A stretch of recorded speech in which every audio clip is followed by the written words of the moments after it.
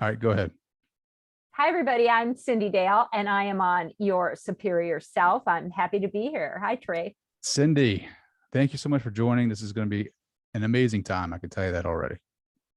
Yeah, we're going to have some fun, and we're going to talk about, some of those off the wall type of topics that I think make our all of our lives better, actually. I think it does. Yeah, I think a lot. Well, it shakes some people to the core, right? Their core beliefs. It can make people uncomfortable, but I think in the long run, our goal is to heal, and I think our goal is to help people realize who they truly are.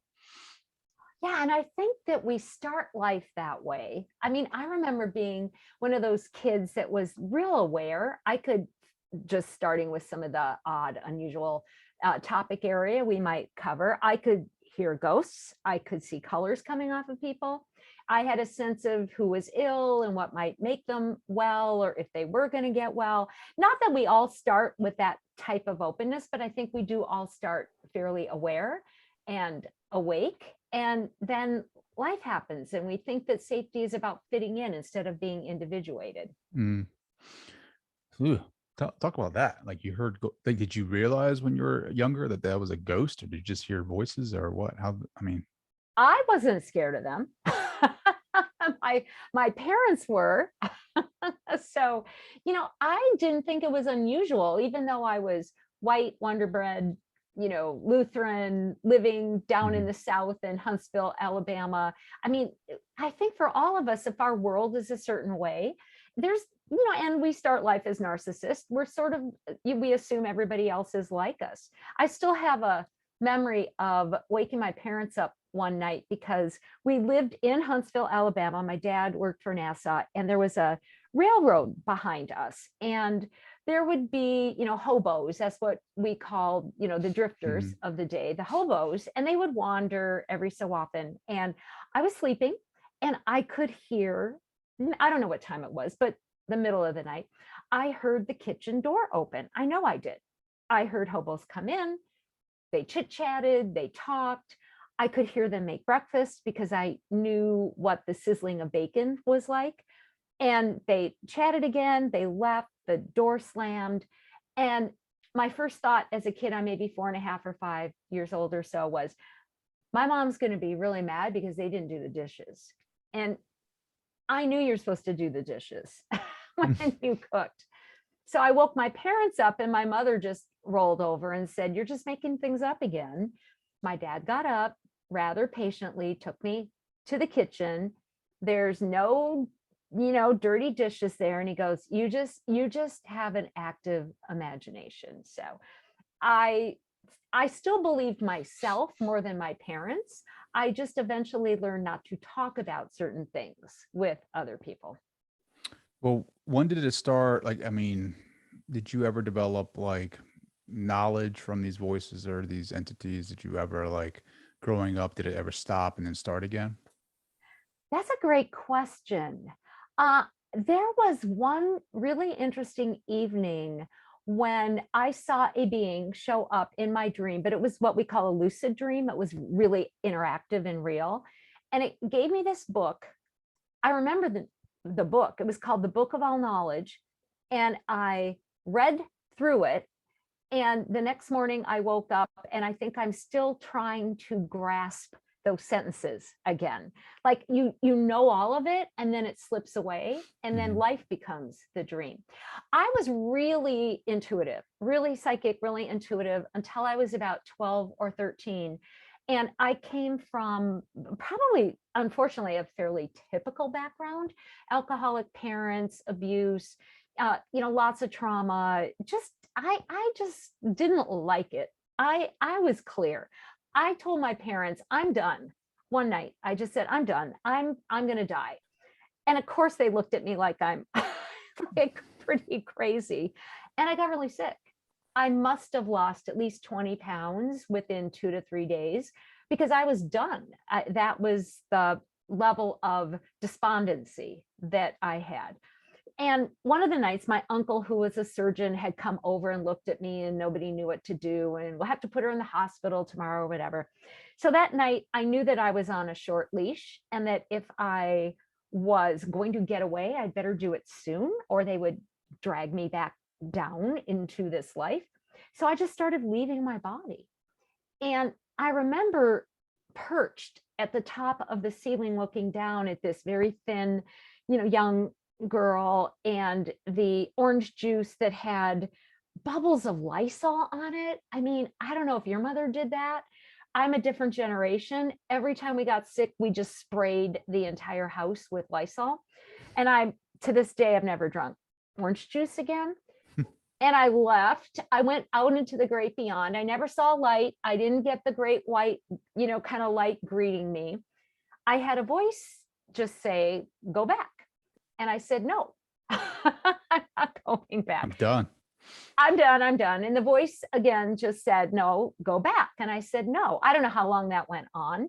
I'm kind of waiting to be really free from everything. And the voice finally said, I don't think it said shoving. I think I just felt it shoving me. Like, you're going back. You haven't done anything, which I really didn't care about.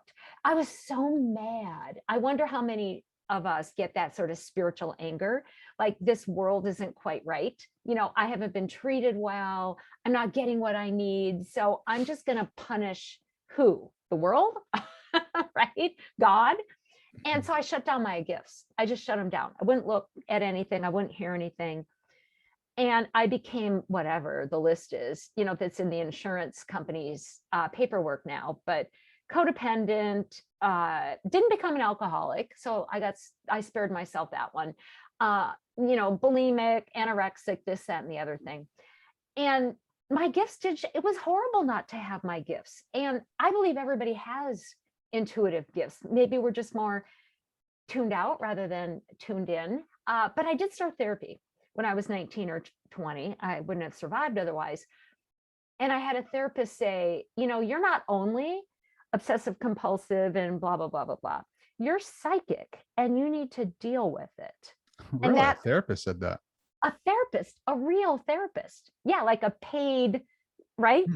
Goes to insurance companies therapist. Is that kind of interesting? It is interesting because it's like, very objective mindsets over there. You to say something like that is, I like that. Well, you and I were chatting just for a brief moment before we started, about how some of this energy, consciousness, intuition, meditation is becoming trendy. And I mean, I'm kind of sad to some level about that, because there's something about fighting your way into your abilities. You know what I mean? Like, kind of bucking the odds. And I traveled around the world to learn with shamans. And, I just kind of hard scrabbled the process together. I'm very happy that we're now doing the science of energy, the science of consciousness, the science of, kind of spirit and spirituality. But I was pretty astonished that a mental health master's level therapist even knew the word psychic. Yeah. Well, here, like, right. So going off of that thought of mainstream consciousness or mainstream gifts, right? I still think there's a large population out there that is not awakened, that is not really, I wouldn't even say awakened. Like, I hate when people say I'm woke or something like that. Like, I think there's a lot of people that these conversations make uncomfortable, right? And I think a lot of people are trying to make a dollar, and I think they're just doing things because they see that there's a market for that, right? And I think they take advantage of that. Some people say I'm a psychic, like you're talking about. You've done the work, you've done everything that you have to sharpen these tools. Or some people can put on Instagram, handle psychic medium, and then have 40, 50,000 followers because they think that they can, cold read someone. So I feel you. But it's also goes back to your point of being intuitive. Like, everybody has these gifts. You should be able to feel if someone's message is right for you or not, or you're resonating with that, right? Anytime that those red flags pop up, like, I'm not talking about you have to think about it or rationalize it. I'm talking about the immediate, like, gut feeling of this doesn't feel right. You're probably right. Yeah, and it really does come down to like your gut sense. There was some research a couple decades ago where there was a comparison made between psychics, people who made their living being psychics, and CEOs of successful companies. And actually the CEOs ended up being tested as more psychic or being more accurate in guessing what card was going to get pulled or not, because they trusted their gut. They probably, I hope this is the case, trusted their gut a lot more than they did the newspaper, right? Or the coverage that was out there, because when you go with that core intuition, which we do all have, and you let yourself believe it. I mean, Trey, don't you think that's really the key? You've got to let yourself believe this stuff. You have to be okay with being uncomfortable if it makes you uncomfortable, because the only real way to steer your way through life, especially these days when there's a million messages coming at us constantly, there's this huge politicizing of absolutely everything. There's fear, kind of knocking around. And I think people are starting to recognize that we can all absorb other people's fears. We can all absorb other people's mass consciousness ideas. We're like human sponges. And I had a friend years ago say the most communicable disease is depression. I would say it's anxiety these days. So if you're not in touch with like your own core or frame of reference, you're going to get kind of blown around or really vulnerable to whichever advertisements Facebook says you're supposed to be looking at. Mhm. Well, there is definitely a quantum field out there of energy that connects us all through consciousness. Um, I am really tapping into that source that we all are, right? Like that awareness. And it's right under our noses. I never really understood that. Like I try to meditate, or I do meditate. I've done meditation for like a year now. And I thought that's what I was tapping into. I had no idea. It wasn't. It was like it was probably my, it was probably something deep inside of me, but it wasn't the awareness. It wasn't that consciousness. It wasn't that source. Um, until recently, I just started reading a book. The lady who wrote The Secret, Yeah. she wrote a book called The Greatest Secret, and basically Yeah. talked about her journey and what awareness is and how to find it. Like if you silence your mind and imagine you don't have a body, but like you close your eyes and you can just you sense that you are aware of everything in this room or this conversation or where you're at. It's like this feeling starts taking over you. Like my heart starts like feeling very high vibration, like feelings. I don't know. It's, and she states that's you coming home. That's you going back to where you're from. That's your natural state. Like we are naturally supposed to be happy. And um, when we attach to things in this material world, when we think we are this body, when we think that we are these emotions, these thoughts, that's when we become sad. That's when we become depressed, because we think we're something that we're not. We're not that at all. Like we are this awareness. Like everything in this room is awareness. Like it's it's of consciousness. Like the mountains, just the ocean, like you and I. Like people are like we're all one, hippy dippy stuff, but it's like literally like that awareness, like it's all from one spot. It's true. But it's also true. I mean, science is starting to kind of catch up. And we'll even say 99.999% of an object or a person is just subtle energy. It's space.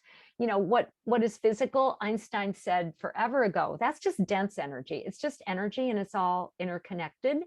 And I think, I think we can have these oceanic experiences in life, and then for some people it's hard after those, because then they lose it and life can look really dull or colorless. I had an interesting experience, and I think that's really awesome that you're doing this through your everyday life and you're able to be in source and be source while you're kind of raising kids and you're talking to people and you're in your office, because it is really what we are. And that's kind of the field through which we can interconnect, and we really do interconnect with love.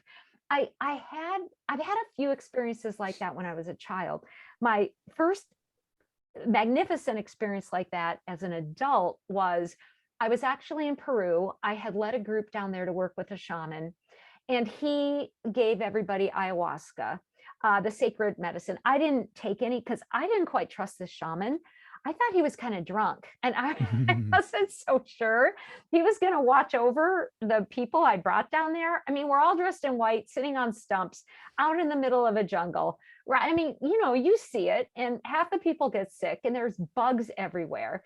And I'm like, I don't know, this could be a liability issue here. With he was tottering around, and it wasn't ayahuasca. So I stayed really aware. And I'm sitting there, and maybe about 3 minutes in, I'm just taken out of my body anyway. I don't know if it was, I was just, kind of tuned in. I had this moment of grace where I was taken, my soul was taken to the end of this lifetime, and I died. I went through the lifetime and I died. And then I'm out wherever in space. And I'm being asked this question, like, where do you want to go next? And I'm like, when somebody asks you those important questions, I mean, when somebody asks me those important questions, I'm actually quite stupid. I don't really know what to say. So I could hear myself speaking to whatever. And I just said, you just decide. I don't even know who I was talking to. I suppose my version of God, right? And I felt this black energy come behind me, and it threw me into source. I was in source. There's nothing like it. That's what you're talking about. You're in oneness. You're still who you are. I mean, there's not like a loss of self, which I think I always feared, like not giving this up. It was just love. It was happy. It was love. This voice in source said, this is home, and it's everywhere. So, I mean, I was gifted this experience of dying. So again, I have this little repeat, like I'm sent back. Source goes, you got to go back. And I go, I don't want to. And it's like, you got to go back. So I'm taken back. As I'm going back through time, the voice says, now you're going to know the future. And, so many people come to people like me who have an intuitive, kind of quirk, or other psychics or energy readers, or they do fortune telling, or whatever it is you're trying to do to get your future. And I was immediately like, no, I don't want to know it. It was so clear and gut, because it's like, what's the point of that? You want to be in the body when you're in the body. So I heard, okay, well, you're only going to know some things, which is like, well, then how do you know when you're right or not? Right? Yeah. So I land, and then I'm told, oh, and by the way, you're going to go through your 10 years of darkness, which I did. Whatever, we all have those dark moments, nights, years. 10 years though, 10 years. 10 years. It was 10 bloody years. It was 10 years. Oh. Yeah. I know. But that's the thing too, right? It's like if somebody showed, that's the thing that's tricky, because it's like, if you, like, people, like I do it, right? Like I want to know, like, because for me, it's like the fear of being human, right? That fear of, I'm trying so hard for my desires. Like it's not even coming from a place of ego. It is coming from a place of, I need to do this to show myself that I am of that source and that powerful that energy is within me. And I need to prove it to myself, because that would be a game changer, not just for me, but for everyone, because I will stand on that mountain wherever it's at, and I will scream to the valleys of, I did this, and I did it not from ego. I did it from a place of desire and passion, and I did not quit. And I want you to know that you can do that too. Like I am, how Jim Carrey was like, he wrote that $10 million check to himself and then signed it and put it in his wallet and carried it around. He says, and then people forget about that. They're like, oh, well, it's just Jim Carrey. He's going to be rich anyway. He's a rich guy. So like, he can't be that example. Like I want to be that example for people. Like I have like everyone's story, like you can relate to me, we might not walk the same path, but we are very similar. Yeah. Everyone normal people. And then they look at Trey Downs and they say where I want to be. And they're like, this is what he did. Like he is telling us what to do. And I want to be that for them. And the fear is like, the ego is like constantly saying, dude, you should just stop. Just be content where you're at. Just, you have a great life. I'm not saying it's not great. I'm just saying, like, there is a desire that is pushing me, that I need to, it's something pulling me. And then there's the ego, left brain, saying, dude, just be comfortable where you're at. Just stay where you're at. Just ride this out and retire and blah, blah, blah, blah, blah, blah. But then there's this creative side of me, like the one from source, that is like, has that consciousness awareness of itself. And it's like, now it wants to create. And I have that right now. And it's like Yeah. pushing me and pushing me. So Yeah. basically what I'm trying to say is, with the future, it's like, what scares me is our future probabilistic, or is it like set in stone? Is it like, is it law of attraction? Is it, willpower? Well, I think it's more indifferent than law of attraction. That's just my gut sense. All right. Because law of attraction is too much about, kind of what we're holding inside and what we're putting out there, and I think that there's a bigger frame of reference than how are our thoughts creating our reality, and how is our mini consciousness creating reality. I think it's like, what's the bigger consciousness calling us to be? So, I mean, first of all, I personally, from my gut sense, if you would, don't have any doubts about you. Kind of like, kind of the Red Sea parting, kind as you move out there, because you're relatable, people understand you, your heart's in the right place. But I also understand those fears, because we all have them. All of us have them. I don't really care that much anymore, to be honest. Where I go, people ask me, what are your goals? And I'm like, I'd really like to get rid of the mice that are in the house.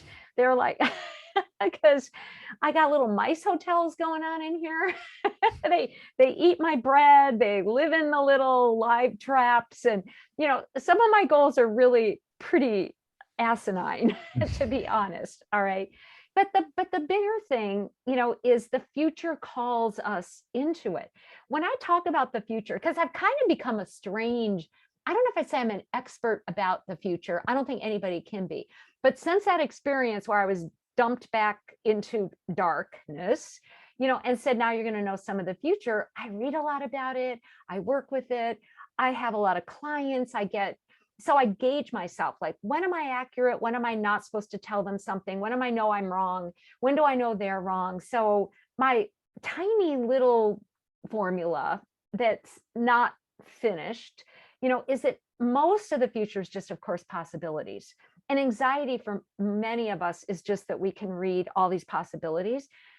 80% of what we focus on, probably 99% of what we focus on, is negative. So we just create all this tension energetically, psychically, because we're reading all these bazillion, parallel universes and possibilities. And one, kind of drop is what's really going to happen. And the rest is mainly negative. And so we don't even know that we're focused on those. So we freak ourselves out. Then there's like a level that's probabilities. And that's most of what I think we tune to when we're going, I think I should be a broadcaster. I think I want to be this, or I think it'd be good to get married, or I think I want to be whatever. Okay, right? And those are probabilities, but we get anxious because they're not usually set in stone. And then there's destiny points. I mean, I don't know if you felt them. I have felt them in my life. Like you can tell this is going to happen, or this was supposed to happen. Even experiences that were so-called negative in my life, I'm like, yeah, I was, this was supposed to happen. Like, I even married my ex-husband and had my son Gabe because I had a dream about him the night before I met him. And I knew in the dream I didn't like him. I'm like, I had a therapist say, you're crazy. Like, that's coming from your wacky self, that you're doing this. And it's like, well, I just have to do this. I mean, you try telling your therapist, yeah, I'm going to marry this person I don't match with and I don't fit and we really don't get along. And right. I mean, some of this stuff's pretty macabre. And I wouldn't suggest that you go look for those situations, either. But there are destiny points. And I think we can kind of tell what those are because they live inside of us. And I personally think, Trey, that's where most of our real I have to do this dreams come from, is our destiny points. Doesn't mean we can control the timing, right? Or we think we know the timing. I have a son who does college ball and he got COVID in his back last year. He was high on the draft list, didn't get drafted because it threw off his mechanics. It was horrible. It was a horrible, horrible, horrible. Mother got PTSD, too. But it's like, but that didn't change his destiny. Maybe it even made it more real, because in the going through that, he worked through deeper emotional issues that creates more of a full person, right? For his whole future. So when it comes to future, and I get that stuff for people, I could kind of gauge, this is on your path, but let's not pretend it's going to be easy if you know what I mean? We don't know, or that, you know exactly how it's going to happen. But if it's going to happen, it's going to happen. Yeah, I guess that's it, right? Like, because you put so much effort into it. It's just like, it's like your baby, right? Like, it's your kid. It's like your dream. It's your desire. It's like you've put in everything into this thing. Like you have basically given your soul to this thing. It is your soul. Exactly. Yeah.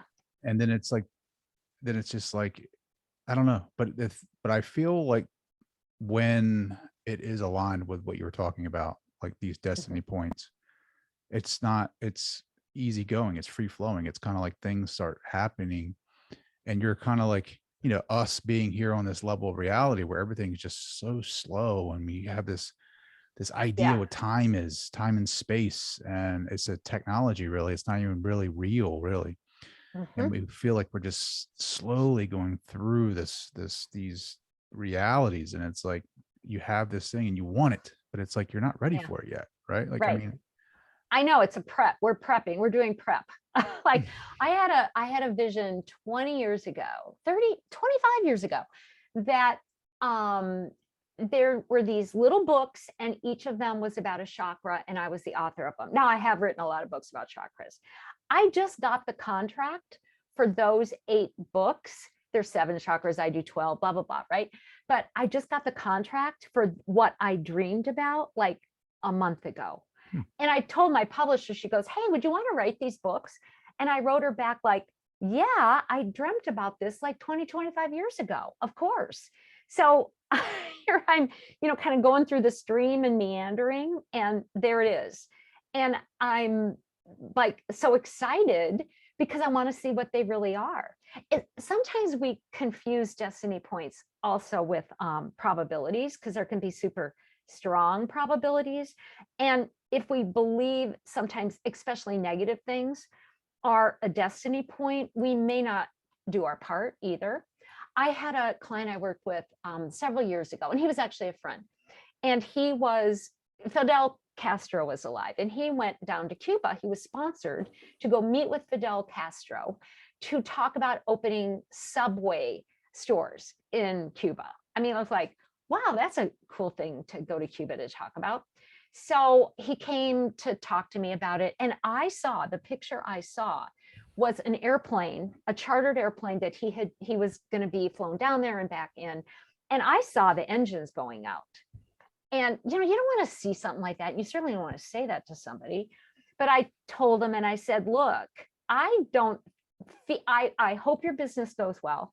If it doesn't go well, I would be kind of in touch with my guides if I were you, because you could get sabotaged on the way back. Your plane could get in trouble. And now sometimes I don't tell people when I see bad things. Sometimes I'm like, you got to say this, Cyndi, because they got to do something with this. So he came to see me after his trip. The business didn't go well. He's coming back on the plane, and one of the engines dies. Then the next engine, there's 2 engines, starts to die. And he's like, well, this isn't good. And he said, Cyndi, I just prayed. I don't know if it matters who we pray to. You know what I mean? I'm not caught up on terms and blah, all this kind of stuff. I think it's a way of spreading our own spirit, out there and interconnecting with like the quantum web, the field, whatever word we use these days. It changes every decade or so. That's my experience. And he could feel the wings. He said, I felt wings. I felt angel wings underneath the wings. And that sputtering engine started again, and we were fine. So whatever is on the path, I mean, we're in a co-creating position. Like you said, sometimes it's super, super frustrating because no matter what we do, we hit a wall. I mean, or we hit a door and then we got to find the doorknob, right? Which can take a while, like for people like me who are not mechanical. But it's, if it's gonna be, it's gonna be. I really believe that it's gonna land. And sometimes just in these strange, quirky, kind of, I didn't see that coming sort of ways. Do your boys ever ask you for things? Yes. All right. My baseball playing son does all the time, and because I'm really pretty accurate and I can help him work through the issues. One time he had me come for training with his coach, his pitching coach, and we were out there, and I don't remember what he was getting, on, maybe, I don't know, 87, 88 or something like that. Oh, and he's just throwing fire. That's all. That's 87, 88, 90. I mean, so he said, Mom, how do I get faster? And I did my weird mom thing. And I'm like, well, there's some ancestral issues sitting in your gut, and let's move those and blah, blah, blah. And the next time he threw, it was 93. And he's going, this, what really works, which he tends to forget every so often because I'm also just mom, right? So he'll even call me sometimes and he'll go, well, Mom, what do you think of this? And I'll tell him, he goes, now, is that Mom or is that the voice in your head? Because I really want to talk to the voice in your head. So it's funny. You have to be very careful with baseball players. We are very, very superstitious. So if you clear the ancestral trauma in his body, you'll probably end up doing it for the starting rotation. Exactly. There's so much stuff. I mean, and even then it's an up and down thing. And I have to most of the time say, I don't get anything, work with this person, work with that. My oldest son is different though, because this stuff is sort of like, I want to be separate from it. So here's how Mom uses her intuition with him and his partner of 8-9 years. A few years ago, I just was thumbing through a catalog. Like, what is that catalog? The one with all the fancy, expensive kitchen stuff. I don't remember. It's got 2 names. It's all fancy and it's expensive. Crate and Barrel? No, it's more expensive than that. If it's more expensive, Crate and Barrel, I have no idea. It's that high-end stuff, which I don't even know I was looking at the catalog. Okay. Well, Sonoma, Williams and Sonoma. So it's mailed to me. I'm looking through it and I'm seeing this red waffle Breville, red waffle maker. And I'm like, I need to buy that for them. I'm like, why would I buy them a red waffle maker? I'm like, they didn't grow up with, they grew up with Eggos. Do they even make waffles, my boys? But I bought it and I shipped it to them, my oldest son and his partner. And about a week later, they called me and they go, did you send us that red Breville waffle maker? I don't even know if I'm saying the name right. I go, yeah. They go, well, that's really weird because a couple of weeks ago, we were thinking of getting it and we didn't have the money. So they gave me permission to buy kitchen gear intuitively for them. And they would then test me. So like, oh, had we just been talking about what she sent us? So funny. Is that a hoot? No, it's really a true story. They have an amazing kitchen. I have like 2 pots. They have an amazing kitchen. So you just have to relate to people. This stuff's not magic, but it's fun. Sure. And you have to use it with different people the way that makes them comfortable. Well, I'm going to test you now. So what is it that I need to hear about, going forward with my mission, my journey, what it is that I need to hear from you? Do you have a book yet? Do I have a book yet? No. Have you written a book? That's what comes next. I can probably line you up with a publisher, or at least somebody to talk to for a publisher. Just saying.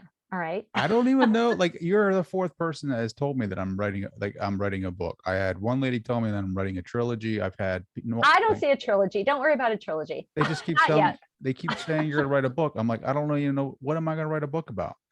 I don't know. Consciousness, the truth, what it is, how it feels, throw in a few funny stories in there too. I just see a book.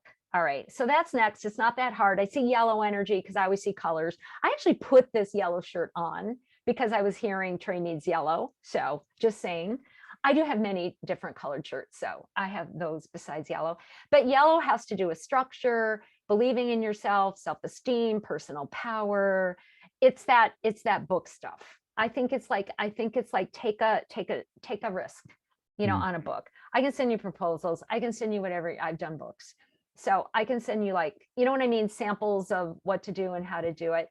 That's the picture I get. Do you want me to give you a couple more pictures? Yeah, keep on coming. Let's go. All right. Then I get this image of you're wearing a blue shirt. The colors that we wear, doesn't mean you need to go do this speaking gig in a blue shirt. There's a meaning to the colors in my world. Like, I have a very colorful, symbolic world. I see you in this blue shirt. You look a little nervous, to be honest. I don't know what this means, but you're in front of a group, and I feel like there's two groups. This is how the future works for me. I don't know how it all makes sense. So I think you're speaking to half the group and somebody else is speaking to half the group. And then you're reversing and you get that other half of the group. There's something behind that, but I don't know what. Maybe it's employers and then the employees, but there's like a natural breakdown, right? So you got to subdivide the people, but it's a pretty darn big group, and I'm seeing you like you're nervous and you're laughing and you are holding up your book and you're going, it would really help me out if you would buy this book too. So it is speaking about the book. Well, the book is just a very small calling card with the bigger messages that you've already accumulated. I hear the word accumulation, accumulated, cumulative, sort of curriculum, but you're not a preachy sort of guy. You know what I mean? So it's not like a formal curriculum. And there's something in here, a guide is saying like it's like you want to stay away from that, kind of gagging, kind of the 4 secrets to life or the 5 steps to this, but you want to incorporate the idea of that also too. So that's what I'm seeing next. That's interesting. Anything with the podcast? It's going places. It's already going places. Do podcasts these days ever get like syndicated or brought to a bigger, place or station? Mm-hmm. Yeah, that's what I see. I don't know the right word. Licensed, syndicated. I don't know the in word anymore. Well, a lot of shows now are going to like Spotify, right? Like Joe Rogan with the Spotify. You got that's probably what I'm seeing. Yeah. Because that's the thing for podcasts now. It's like memberships, right? Based like they're membership. I know, subscriptions, memberships, this and that. Yeah. So that's kind of probably what I'm seeing is it takes like a jump like that too. Feels like you need, I don't know, like you need to get on a couple of others' podcasts, their shows, and then that pulls your podcast forward too, is what it feels like to me. What's the title of my book? I know you got it.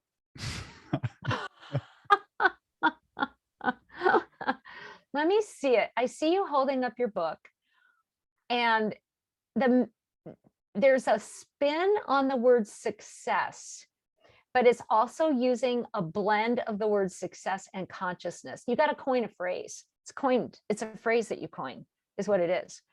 I'll pop it out. I'll let you know when I get it. It'll pop in. Sure. I just think it's interesting. Like, this is like, because people have said you have a book in you, right? Like, and I'm just like, oh, okay. Here's the best way to approach doing a book. Don't think the book's in you, right? I mean, it is in your soul. It's in your spirit, like it's in your heart space. Think of it more as there's a book coming through you. It's a lot easier. But I mean, like, do people just say that though? Like, I feel like, and don't take this wrong. Some people do. Like some people. I think some people do. I do. I see your book though. I can see your book. But a part of me is like like, what would I write about? I don't even know what I would write about. And then it's like another part of me is like, yeah, a book. It's awesome. Yeah, let's go. Let's get fired up and do a book tour and do all this fancy Right. stuff Nobody that does author book does. tours anymore. You just crushed my dream. We're all sitting at home. But then it's just But like, you do speaking engagements. but is it about consciousness though? It's like, you know It's what I mean? about consciousness. It's about consciousness, and it's about the stage that we're on. And it's about like, you can't wait for the stage light to, to kind of like to be in the stage light. You can't wait for it to shine on you. You got to like start shining it out of yourself. That's the main thing. And then when you connect, who are you connecting with? Like, are you connecting with your guides, my guides? What does that look like? Well, it's $1 million question, isn't it? But Absolutely. I do this little practice that I actually had given to me in a dream. All right. Like, I had learned so many different techniques, like studying here, learning this, learning that. And one night I had, Jesus show up in my dream. And, these days you're not even really supposed to use the word Jesus, but, whatever. So he showed up and he said, do you want to do this simpler? And I said, yeah. And he goes, do you want me to just show you how I did it? And I said, yeah. And so I packaged it in the best way I could copy it. So when I'm interfacing with anybody, I mean, I can just do this when I'm running the dogs in the morning too. Actually, they're running, I'm walking, but I still do it. I affirm my own spirit, which is the essence, which is my conscious spark, right? I affirm another's. So before I even go on, something like this, I connect with you, but that part of you that is who you really are. And then I affirm the guides, my guides, your guides, whoever shows up. I go to like presence, source, and then I turn everything over to source. And what I tend to find, I knew we were going to talk about a book tonight. Isn't that really bizarre? Isn't that kind of fun? You knew we were going to talk about a book, your book. Your book. But I really wasn't psychically spying. I just had that feeling.